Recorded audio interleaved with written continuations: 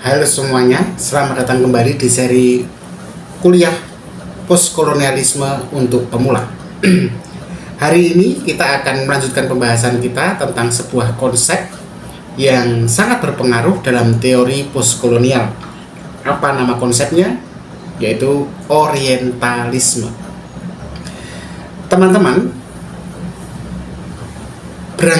pertanyaan pertama yang memberangkatkan orientalisme sebenarnya dari sebuah pertanyaan Edward Said, ya, seorang tokoh pemikir oriental yang mencoba menanyakan mengapa dunia timur seringkali digambarkan sebagai sesuatu yang eksotis, misterius, bahkan terbelakang, dan itu muncul dalam buku, dokumentasi, film, atau media-media yang diproduksi oleh dunia barat, utamanya tentang media foto pada masa itu, atau lukisan.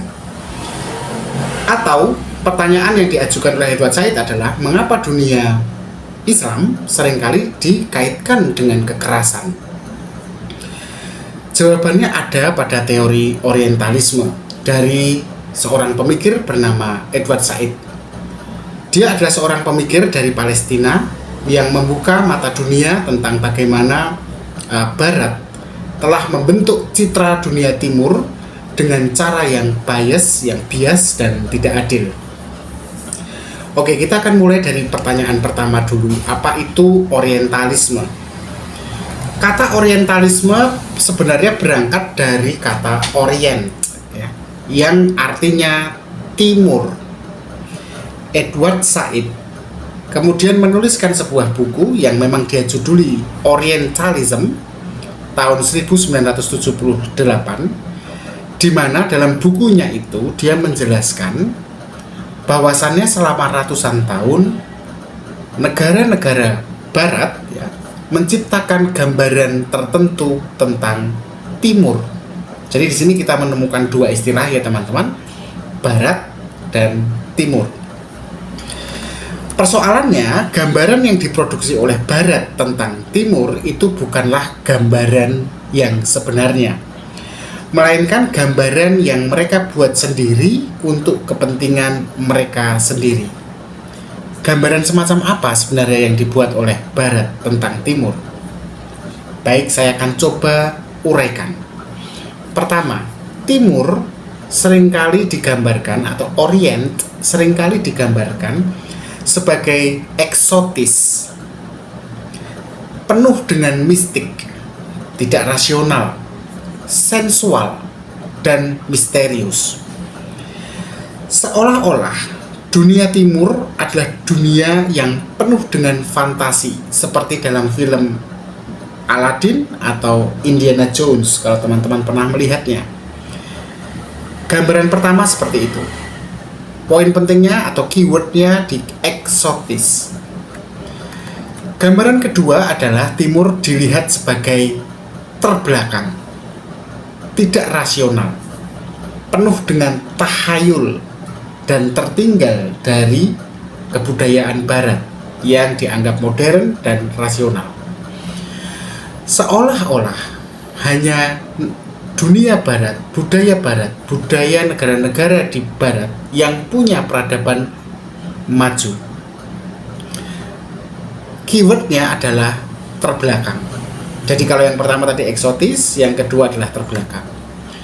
Kemudian gambaran ketiga, dunia Timur atau Orient, the Orient, yang oriental, itu sering dianggap sebagai dunia yang berbahaya.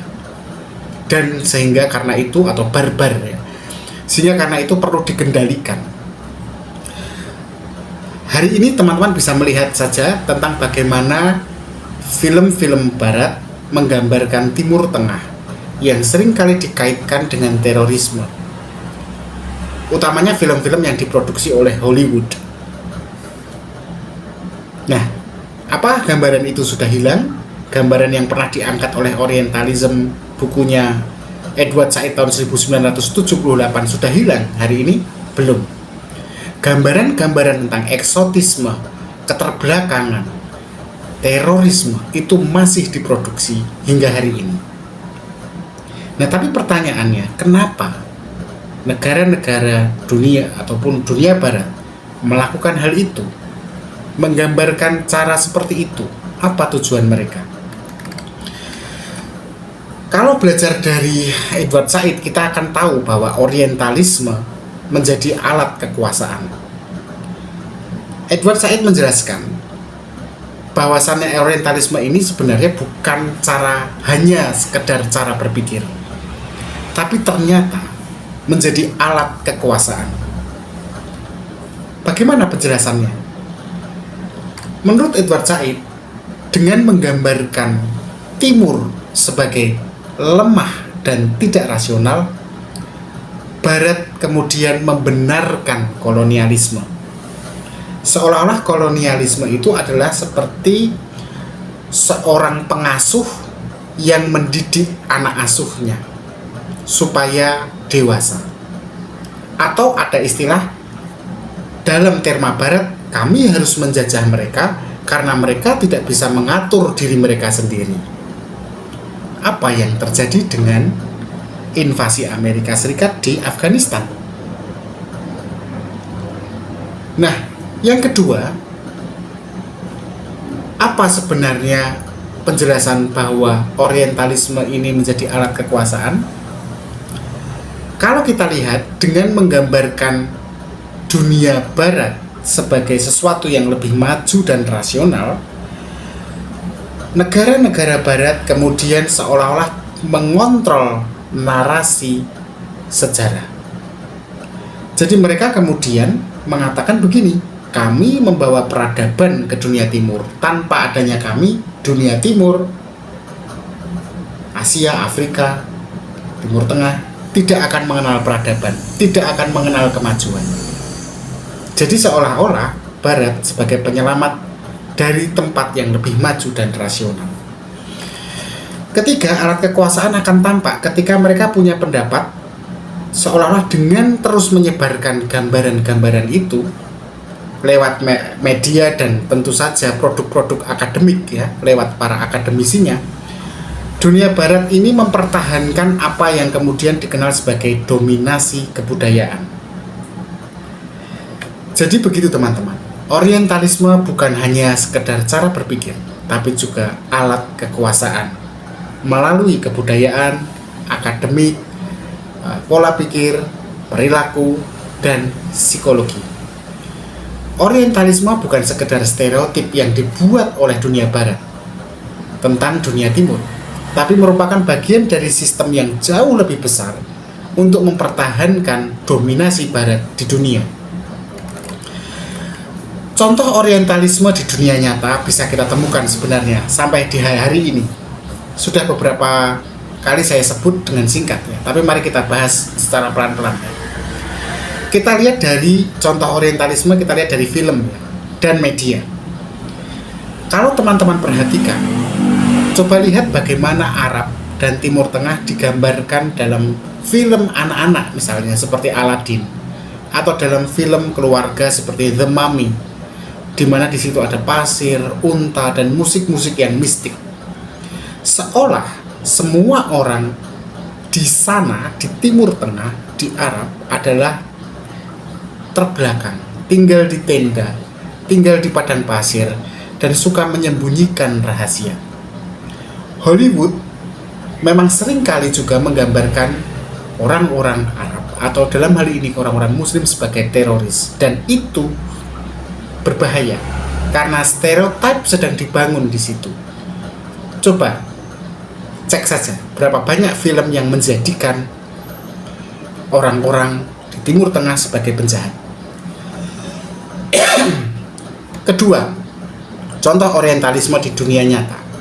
Kalau kita lihat dari pariwisata, dalam dunia pariwisata seolah-olah Asia menjadi bagian dari yang syarat dengan eksotisme. Cek teman-teman di brosur wisata, bagaimana Bali digambarkan sebagai tempat yang apa? Sebagai tempat yang magis, dengan wanita yang menari di sawah. Atau misalnya tempat lain lah di luar Bali seperti India. bagaimana digambarkan dalam konten, dalam brosur sebagai tanah para fakir, pertapa, para spiritualis yang menolak kemajuan. Cara penggambaran semacam ini membuat Timur seperti dunia dongeng yang eksotik, bukan sebagai peradaban yang kompleks dan modern, yang sama saja. Tinggal ketika teman-teman pergi ke Denpasar, ya sama seperti ketika teman-teman pergi ke Honolulu atau California. Sebenarnya tempat yang normal, tetapi kemudian digambarkan dan diiyakan oleh masyarakat lokal. Orientalisme juga tampak dalam bidang akademik. Dulu ilmuwan Eropa menulis buku tentang Timur dari sudut pandang mereka sendiri, bukan dari sudut pandang masyarakat Timur. Sehingga dikenal ada istilah kalau di Indonesia itu para Indonesianis, orang-orang Barat yang menuliskan tentang Indonesia. Mereka meneliti antropologi budaya kita, budaya Timur, tapi kemudian kesimpulannya adalah menjadi objek yang aneh, objek yang weird, yang alien dibandingkan budaya Barat. Jadi seolah-olah kemudian temuan-temuan ilmiah pun mengatakan seperti itu, dan kita mengiyakan ketika kita melihat diri kita sendiri. Dampak dari orientalisme itu bukan hanya perkara teori akademik ya, tapi pengaruhnya dalam dunia real, realitas, kenyataan sampai hari ini terasakan. Kalau teman-teman lihat cara dunia memandang Islam dan Timur Tengah hari ini masih dipengaruhi oleh narasi orientalis. Banyak orang masih berpikir bahwa agama Islam adalah agama yang keras, maka muncul Islamofobia, dan Timur Tengah penuh dengan konflik. Padahal sebenarnya kalau mau diperhatikan, ini adalah perspektif yang sengaja diciptakan. Pada sisi yang lain, kebijakan politik dan ekonomi global kita juga sangat dipengaruhi oleh orientalisme. Negara-negara Timur seringkali dianggap tidak mampu mengatur diri mereka sendiri, termasuk Indonesia, sehingga Barat merasa berhak ikut campur dalam politik negara-negara Asia, negara-negara Timur Tengah, ya contohnya seperti di Afghanistan. Nah, pada sisi yang lain, krisis identitas bagi masyarakat bekas jajahan masih terjadi. Banyak dari kita yang tanpa sadar menginternalisasi pandangan budaya Barat sebagai sesuatu yang lebih modern, lebih keren, lebih trendy, lebih maju daripada budaya yang lain. Saya tidak mengatakan budaya pribumi ya, tapi karena pribumi sendiri istilah itu masih bisa diperdebatkan. Jadi teman-teman, orientalisme adalah sebuah konstruksi, sebuah citra yang dibentuk oleh Barat untuk mempertahankan kekuasaannya. Edward Said mengajak kita untuk melihat dunia dengan lebih kritis, bukan membenci dunia Barat sekali lagi. Jadi intinya adalah cobalah untuk kritis, jangan langsung percaya pada citra, imaji, pencitraan yang kita lihat di media atau di buku-buku sejarah yang ditulis dari sudut pandang Barat.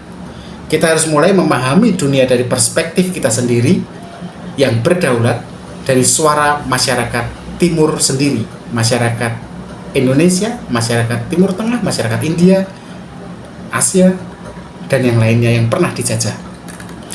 Nah, itu tadi pembahasan kita tentang orientalisme dan bagaimana Barat membentuk citra dunia Timur. Nanti di video selanjutnya kita akan membahas tentang dekolonisasi pikiran. Terima kasih sudah menyaksikan video ini, tetap berpikir kritis.